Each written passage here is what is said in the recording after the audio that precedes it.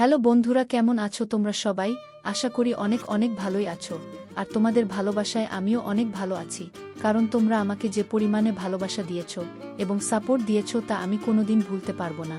তাই তোমাদেরকে মজা দেওয়ার জন্য আবারও একটি নতুন গল্প নিয়ে হাজির হলাম। গল্পটি শোনার মতো, আশা করি তোমাদের দাঁড়িয়ে যাবে এবং তোমরা হাতের কাজ করতে সবাই হেডফোন নিয়ে বসে যাও। আমার ছেলে বিদেশ থেকে বাড়ি ফেরার পর থেকেই সে সারাক্ষণ তার বোনের সাথে তার রুমে থাকত। আমি একদিন আমার মেয়ের রুমে গিয়ে তাদের দেখতে যাই, আর যা দেখলাম তাতে আমি স্তম্ভিত হয়ে গেলাম। তারা একে অপরকে জড়িয়ে আছে। তারপর যা দেখলাম আমার নিজের চোখকে বিশ্বাস করতে পারতেছিলাম না, কারণ তারা সম্পর্কে আপন ভাই বোন ছিল। তারা কিভাবে এসব করতে পারে? আমি তাদের মা হিসেবে এসব মেনে নিতে পারছিলাম না। আমার নাম সুমাইজা, আমি কলকাতায় থাকি এবং আমি একজন বিবাহিত মহিলা। আমার দুটি সন্তান আছে। আমার ছেলের নাম আর মেয়ের নাম ইতি।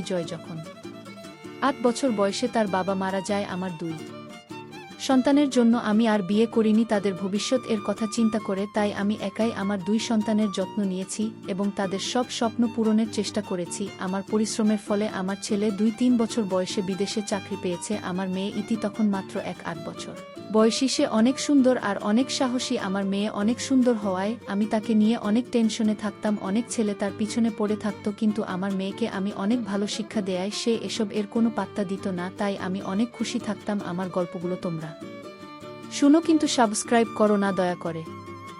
গল্পগুলো ভালো লাগলে ভিডিওটি লাইক, শেয়ার এবং চ্যানেলটি সাবস্ক্রাইব করো প্লিজ। আজ ৩ বছর পর আমার ছেলে জয় বিদেশ থেকে দেশে ফিরে এসেছে। আবেগপ্রবণ হয়ে পড়েছে এবং চোখে জল এসে গেছে। আমার মেয়ের বয়স তখন ২-১ বছর। চলে আসতেই আমার চোখে জল এসে পড়ল আর সে বলতে লাগলো, আম্মু দয়া করে আমাকে দরজায় দাঁড় করিয়ে রাখবেন না, আপনি কি এটা শুনতে চান? আমি তখন নিজেকে সামলে নিলাম এবং ছেলের হাত ধরে তাকে ভেতরে নিয়ে এলাম। জয়কে আমি খুব ভালোবাসতাম এবং সে যখন আমার কাছে ফিরে এলো তখন বুঝতে পারলাম এই ৩ বছর কতটা কঠিন ছিল তার জন্য। সেটা কেবল আমি জানি। ইতি তখন স্নান করে বের হচ্ছিল। সে ভাইকে দেখে খুব খুশি হয়ে গেল। তাদের এই আবেগপূর্ণ মুহূর্ত দেখে আমি একটু অস্বস্তি অনুভব করছিলাম, কারণ ইতি তখনও পুরোপুরি পোশাক পরেনি আর তাদের শরীর একে অপরকে ছুঁয়ে যাচ্ছিল। কিন্তু তাদের ভাই বোনের ভালোবাসা দেখে আমার চোখে পানি চলে এলো। তারা অনেকক্ষণ একসাথে জড়িয়ে আছে। আমি তখনও জানতাম না যে এই ভালোবাসা অন্য রূপ নিতে যাচ্ছে। জয়কে বললাম, এবার থামো, আর কতক্ষণ এমন করে থাকবে? যাও ফ্রেশ হয়ে আসো। আর আমার মেয়েকে বললাম, যাও আগে পুরোপুরি পোশাক পরে আসো। জয় তখন একটু দূরে সরে গিয়েও ফ্রেশ হতে চলে গেল। কিছুক্ষণ পরে সে ফিরে এলে আমি তার জন্য চা ও নাস্তা নিয়ে আসি। তার সাথে ইতির জন্য অনেক মেকআপ আইটেম ও জামাকাপড় ছিল, যেগুলি দেখে আমরা খুব খুশি হয়েছিলাম। আর আমি লক্ষ্য করলাম আমার মেয়ের জন্য কিছু ছোট পোশাক নিয়ে এসেছিল, যা সে একটু লুকিয়ে রেখেছিল আমার কাছ থেকে। তা দেখে আমি অনেক অবাক হয়ে গিয়েছিলাম। কেন সে আমার কাছ থেকে এসব লুকিয়ে রেখেছে তা ভাবতে লাগলাম। আমার মনে হচ্ছিল আমার পরিশ্রম সার্থক হয়েছে। দুপুর হয়ে গেছে, আমরা সবাই একসাথে খেতে বসেছিলাম। আমি আর ইতি জয়কে জিজ্ঞেস করছিলাম, বিদেশে গিয়ে কেমন করে এত সফল হলে? ওখানকার পরিবেশ কেমন?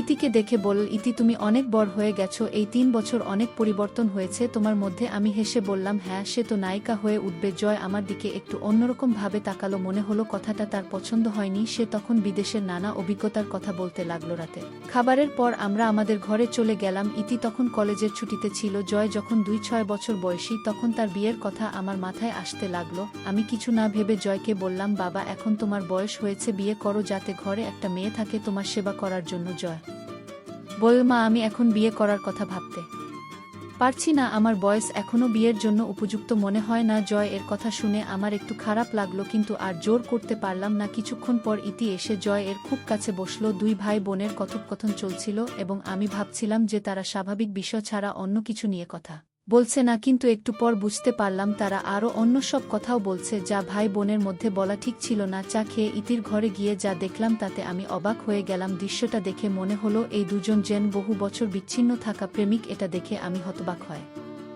গেলাম। আমাদের সময়ও ভাই বোনের মধ্যে ভালোবাসা ছিল, কিন্তু এতটা ঘনিষ্ঠতা কখনো দেখিনি। সম্পর্কের মধ্যে একটা সীমা থাকা খুবই গুরুত্বপূর্ণ। জয়কে জড়িয়ে ধরে ইতি প্রায় ৫ মিনিট ধরে চোখ বন্ধ করেছিল। মনে হলো এই সময়ের সম্পর্কটা স্বাভাবিক ভাই বোনের সম্পর্ক নয়। তাদের ভাই বোনের সম্পর্কটা দেখে মনে হলো সম্পূর্ণ আলাদা। এটা ঠিক ছিল না। আর আমি মা হিসেবে কিভাবে তাদেরকে মানা করব আমি বুঝতে পারছিলাম না। আমি ইতিকে জয় এর থেকে আলাদা করলাম, কিন্তু তবুও সে জয়কে ছাড়তে চাচ্ছিল না। আমি ভাবলাম ভাইকে দেখে সে হয়তো আবেগে ভেসে গেছে। আমি এসব এড়িয়ে ইতিকে ডাকলাম। তারা দুজনেই একটু দূরে সরে গেল। ইতি তখন কাঁদছিল আর জয়ও কিছুটা ঘাব গিয়েছিল জয়কে। তখন ইতিকে চা দিল। জয় এখন আগের মতো নেই, তার পেট বড় হয়ে গেছে, কিন্তু ইতি তার প্রশংসা করছিল ঠিক যেমন জয় ইতির প্রশংসা করেছিল। জয় বলল, ৩ বছর পর বাসায় এসে দেখি আমাদের শহরটা অনেক বদলে গেছে।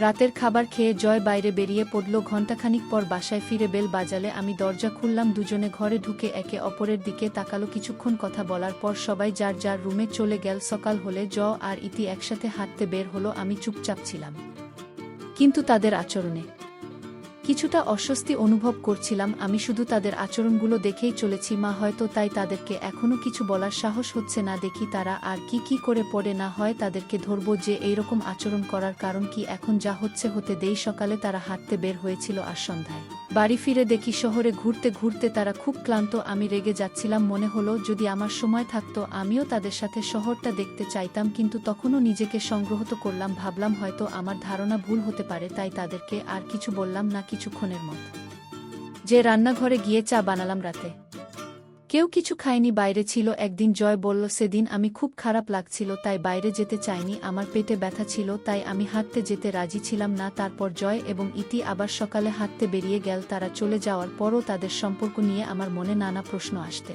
লাগলো। তারা কেন এইরকম আচরণ করছে? তারা তো সম্পর্কে ভাই বোন হয়, তারা কি তাদের সম্পর্ক ভুলে গেছে? ভাবলাম এই বয়সে ছেলে মেয়েদের বাড়িতে থাকাই উচিত। তখন নিজেকে আটকাতে পারলাম না। জয়কে ডেকে জিজ্ঞেস করলাম এত সময় লাগছে কেন? জয় বলল, মা আমরা একটু দূরে বেড আতে এসেছি। সে আরও বলল আমরা ২-৩ দিনের জন্য প্ল্যান করেছি। কথাগুলো শুনে আমার মনটা আরও বেশি নার্ভাস হয়ে গেল। আমার ছেলে জয় ৩ বছর বিদেশ থাকার পর ফিরে এসেছে, আবার দূরে যাবে। তারা সম্পর্কের সীমা ভুলে গেছে। আমি যখন ছিলাম তখনও তারা এমন আচরণ করত, তাই এখন দুজনেই একা, তাদের বলার কেউ নেই। এই প্রশ্নগুলো বারবার আমার মনে আসছিল। জয় তার বোনের সাথে অনেক দূরে যাচ্ছে, এটা কেন? তাদের একে অপরকে জড়িয়ে ধরার সেই দৃশ্যটি আমার কাছে কাছে অদ্ভুত মনে হয়েছিল। এখন তারা ৩ দিনের জন্য বাইরে যাবে। আমি বুঝতে পারছিলাম না যে আমার ধারণাগুলো ঠিক না ভুল, কিন্তু শীঘ্রই সব পরিষ্কার হয়ে যাবে। ৩ দিন পর তারা দুজনেই বাড়ি ফিরে এলো। ইতিকে তখন খুব খুশি দেখাচ্ছিল, যা আমাকে অবাক করেছিল। সে বলল, আজ আমি জীবনে এত খুশি যা আগে কখনো কল্পনাও করিনি। তার কথা শুনে মনে হলো সে অনেক কিছু শিখেছে এবং জয় তাকে এত সুখ এবং তৃপ্তি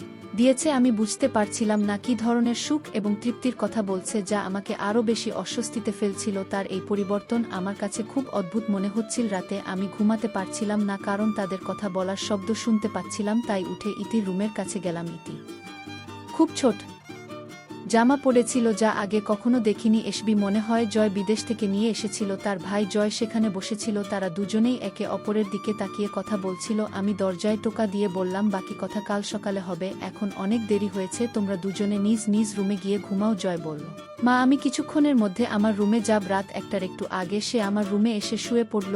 আমি ঘুমাতে পারছিলাম না, তাই উঠে রান্নাঘরে পানি খেতে গেলাম। তখন দেখলাম ইতির রুমে লাইট জ্বলছে। ভাবলাম সে হয়তো সুইচ অফ করতে ভুলে গেছে। লাইট বন্ধ করতে গিয়ে দেখি জয় আর ইতি একে অপরকে জড়িয়ে ধরে দাঁড়িয়ে আছে। এই দৃশ্য দেখে আমি অবাক হয়ে গেলাম। এত রাতে তারা একসাথে কেন এবং এমন ঘনিষ্ঠ অবস্থায় কেন, তা আমার কাছে বোধগম্য হচ্ছিল না। তাকে অন্য ব্যক্তির সাথে ঘনিষ্ঠভাবে দেখলাম এবং আমার রাগ বাড়তে লাগলো। আমি তার কাছে গিয়ে জিজ্ঞাসা করতে চেয়েছিলাম, কিন্তু স্থির করলাম আগে সবকিছু পরিষ্কারভাবে বুঝে নেই। তাই ধীরে ধীরে ফিরে এসে জানালার কাছে দাঁড়িয়ে তার গোপন কথা জানার চেষ্টা করলাম। কিছুক্ষণ পর জয় তার রুমে চলে গেল। দেখলাম সে ক্লান্ত হয়ে পড়েছে। জানালা দিয়ে উকি দিয়ে দেখি ইতিও ক্লান্ত লাগছে এবং বোতলের দিকে তাকিয়ে আছে। এত কিছু দেখার পরও বুঝতে পারছিলাম না এদের মধ্যে আসলে কি হচ্ছে। ঠিক করলাম পরের দিন থেকে রাতের কথাগুলো শোনার চেষ্টা করব। এক রাতে জয় আর ইতির কথোপকথন আমার কানে এলো। জয় বলছিল, বোন আমরা যা করছি তা শুধু আমাদের মধ্যে থাকুক। এই কথাগুলো শুনে আমি স্তম্ভিত হয়ে